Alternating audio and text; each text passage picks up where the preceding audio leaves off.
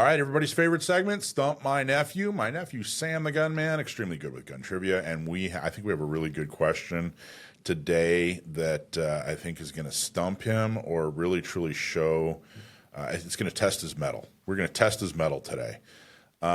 So he doesn't get these questions until the first time he hears them is the first time you hear them. He doesn't get them in advance. He doesn't get to research them.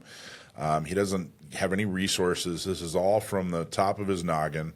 So without further ado, Sam, how you doing? I'm well. How are you guys? Good, good, good. I think this is going to be a good one. I'm looking forward to it. I'm all excited. I'm giddy. I don't know what to do with that. All right, Alicia, go ahead. Why don't you ready, Sam? You ready for Alicia to ask? I hope so. Okay. All right, Sam, your question comes from Matt from El Cajon, and he asks, what did Dr. Jean Alexandre LeMat invent, and what made his invention unique? And if What was that, Matt from El Cajon? Yeah. I'm sure you'll let me know. Yes, correct, Matt from El Cajon.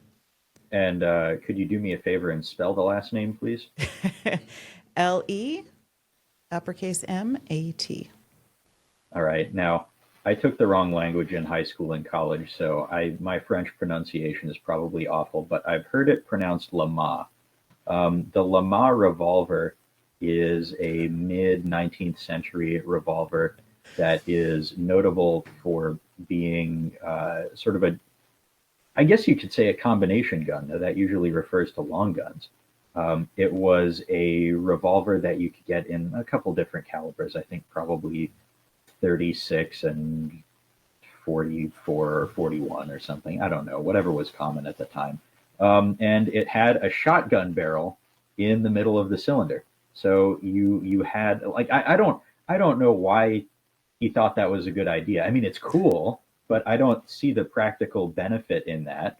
But it has remained kind of a somewhat known historical curiosity to this day, just because it's so wacky. The originals were muzzle loaders. They did some cartridge conversions at some point. Some company announced earlier this year that they want to make reproduction LeMat revolvers, which I think would be pretty neat. Mm-hmm. In terms of military use, the Confederates used a small number in the American Civil War, but other than that, it was not super widely produced, if I recall correctly. But it's a cool gun. I've seen serial number 1 of it. I was doing other work in the museum vault at the time, but Which museum? I was in a secret offsite vault at an undisclosed location for the National Museum of the Marine Corps. And they had number 1 of this, huh? Yep, they have number 1. I was sitting. I had finished the work that I was in there to do, and so I was just shooting the breeze with the museum specialist who was helping me with that, who's a big-time black powder expert and competitive musket shooter. And he said, "Hey, do you want to see LeMat revolver number 1?" I went, "Yes, please." Yeah. So I've got some pictures of it on my phone, but it's a cool gun. I just think they're neat.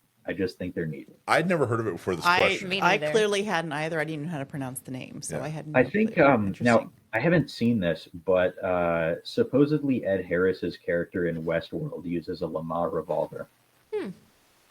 That's interesting.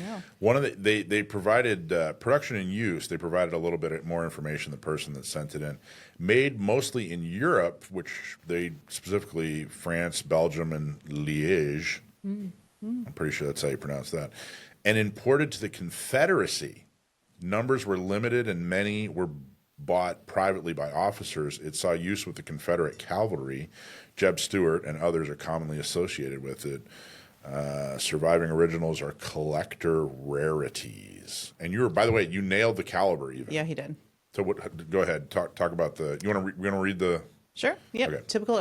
Typical originals were either 36 or 42. Some sources also list 44, which Sam had also mentioned. He named all 3. He did. 9-shot cap and ball cylinder with a central smoothbore shotgun barrel, commonly described as a 60 to 63 cal, roughly 16 to 20 gauge for buckshot or grape shot. The hammer striker could be indexed to fire either barrel.